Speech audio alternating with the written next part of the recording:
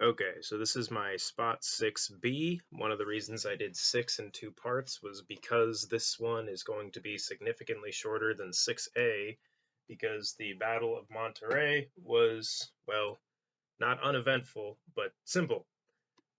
All right. It was led by Brigadier General Zachary Taylor and took place from September 21st to September 24th in 1846.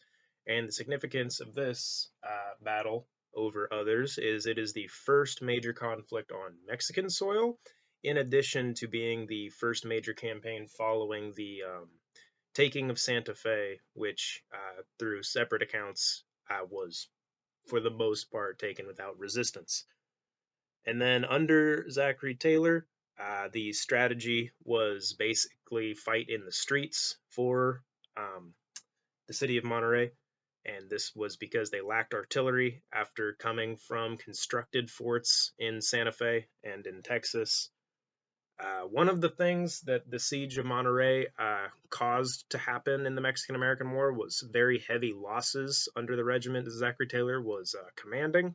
And what this prompted was drives for recruitment of soldiers throughout the North and the South.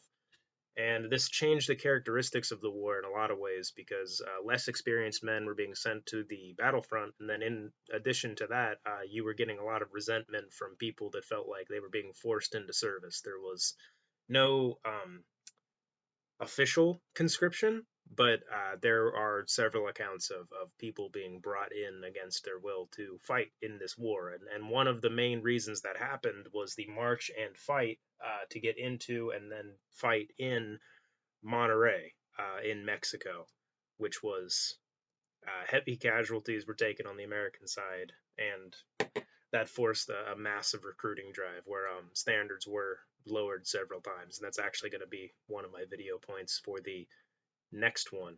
But the importance of the siege of Monterrey is it was the first major conflict on Mexican soil, and it depleted American resources, especially when it comes to personnel, when it comes to troops.